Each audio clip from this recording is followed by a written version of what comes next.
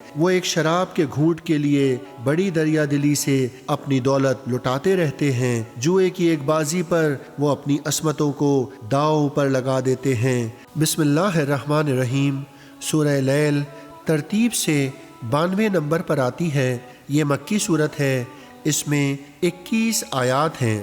اس صورت میں دیگر اہم نکات کے علاوہ ایک نفسیاتی راز سے پردہ اٹھایا گیا ہے، وہ یہ کہ جو انسان اپنے آپ کو نیک اعمال کا عادی بنا لیتا ہے، اس کے لیے اچھے کام خواہ کتنے کٹھن اور مشکل ہوں آسان ہو جاتے ہیں۔ لوگوں کے لیے تو اطاعت و تقوی کا راستہ بڑا دشوار گزار ہوتا ہے، لیکن وہ شخص اس پر یوں خرامہ خرامہ گزر جاتا ہے جیسے اس کے راستے میں کم خواب کا فرش بچھا ہو۔ اس کے برعکس جو لوگ برائیوں کے خوگر ہو جاتے ہیں، وہ ان گناہوں میں ایسی کشش اور لذت محسوس کرتے ہیں جو در حقیقت ان کی بربادی، بدنامی اور رسوائی کا باعث ہوتے ہیں۔ وہ ایک شراب کے گھونٹ کے لیے بڑی دریا دلی سے اپنی دولت لٹاتے رہتے ہیں۔ جوئے کی ایک بازی پر وہ اپنی عصمتوں کو داؤ پر لگا دیتے ہیں۔ ارشاد الہی ہے کہ لوگوں کو دعوت حق دینا ہم نے اپنے ذمہ کرم پہ لیا ہوا ہے،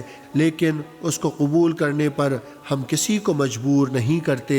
جو چاہے اپنی خوشی سے راہ حق پر گامزن ہو جائے اور جو چاہے ہلاکت کے گڑھے میں کود جائے، اس کو معاوضہ ایسا ہی ملے گا جیسا اس نے اپنی مرضی سے عمل کیے تھے۔ اللہ کے بندے اپنا مال ضرورت مندوں میں رات کی تاریکی میں چھپ چھپ کر بانٹ رہے ہوتے ہیں۔ اس سے ان کا مقصد کسی کے سابقہ احسان کا بدلہ چکانا نہیں ہوتا، وہ محض اپنے رب اعلیٰ کو راضی کرنا چاہتے ہیں، اور انہیں مبارک ہو، یہ گوہر مقصود انہیں بخش دیا جائے گا۔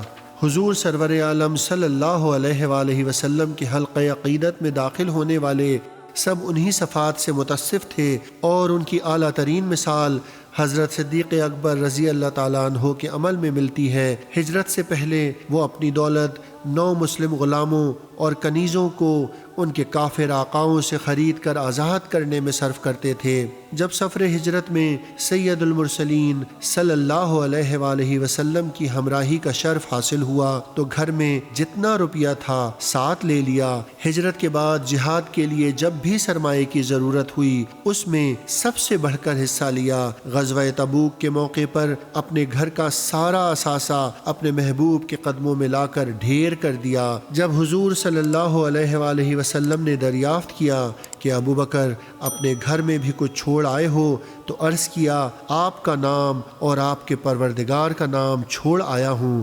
ان آیات کے شان نزول کے بارے میں حضرت ابن عباس سے قول مروی ہے کہ جب حضرت بلال رضی اللہ تعالیٰ عنہ نے اسلام قبول کر لیا تو ان کے مالک امیہ بن خلف نے ان کو طرح طرح سے ستانا شروع کر دیا۔ ایک روز وہ آپ کو اذیت دے رہا تھا، آپ پر غشی طاری تھی۔ اس وقت بھی آپ نے زبان پر عہد جاری رکھا۔ اس اثنا میں رحمت عالم صلی اللہ علیہ وآلہ وسلم کا گزر ہوا۔ انہوں نے فرمایا، جس عہد کا نام تم لے رہے ہو وہی تمہیں اس ظلم سے نجات دے گا۔ حضور نبی کریم صلی اللہ علیہ وآلہ وسلم نے صدیق اکبر سے بلال کی کیفیت بیان کی۔ رازداران نبوت حضور کے مدعا کو فوراً سمجھ گئے۔ اسی وقت گھر آئے اور آدھا سیر سونا لے کر امیہ بن خلف کے پاس پہنچے اور کہا کہ کیا تو بلال کو بیچنا چاہتا ہے؟ اس نے ہاں میں جواب دیا۔ آپ نے منہ مانگی قیمت ادا کر کے انہیں خریدا اور آزاد کر دیا۔